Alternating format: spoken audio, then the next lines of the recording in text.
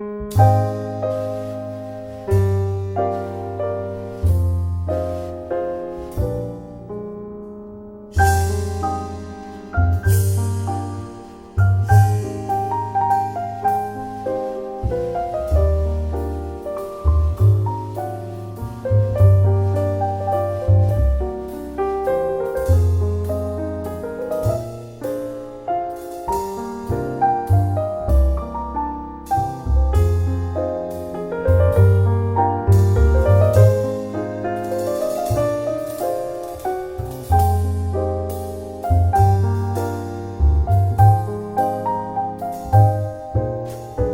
are bringing you all the latest developments on the coronavirus pandemic around the world. Nearly 228,000 people have died.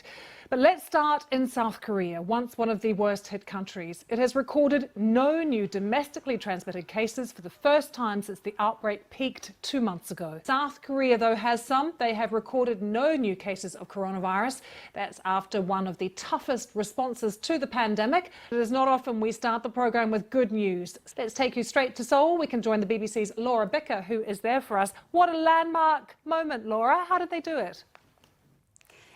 It's lovely to be able to bring you this news. As a journalist who's followed this right from the start, I think even saying the word zero cases means a lot.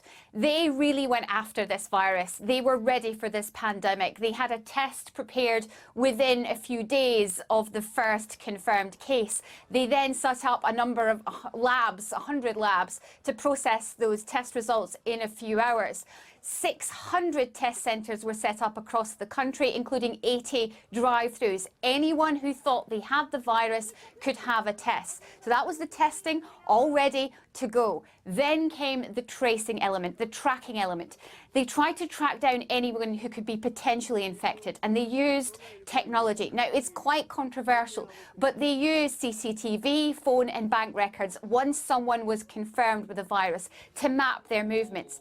Those details were then sent as an emergency text alert to people who'd been in that area. It was a targeted text. It would tell you the information, where the patient had been, who they were, their name, their age, their occupation, and it gave you an idea if you might have been sitting next to them. That way you knew to isolate yourself and get a test. But it's this aggressive use of testing and tracing that appears to have got this outbreak under control. And Laura, what about people's attitudes? Because presumably trust in government and trust in science is high.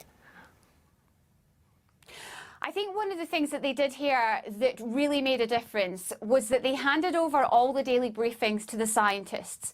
So we had 2 briefings a day, which sounds quite a lot, but every day the chief of the Korean Centre for Disease Control stood up in front of the cameras and answered questions for over an hour. Actually, yesterday she answered questions from children because it's been Children's Day.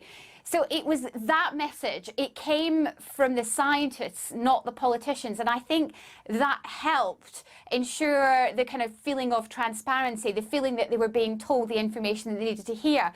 It's worth also pointing out that this country has never been in lockdown. Yes, it was part of a social distancing campaign. Yes, a number of places were closed, but restaurants, cafes have remained open. Businesses have been able to trade. It's kept the economy moving, even if it's been more sluggish than before.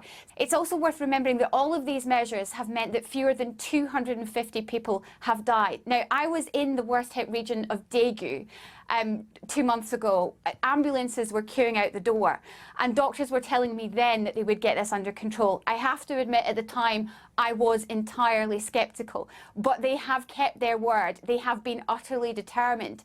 And the testing, the tracing, and also the fact that they've managed to kind of make sure that anybody who's been infected has been isolated has ensured that they've got it under control, which has meant they can give one-to-one patient care. And that, they believe, means that fewer people have died. Yeah, quite a moment for South Korea. Laura, good to have you with us. Laura Bicker there from Seoul.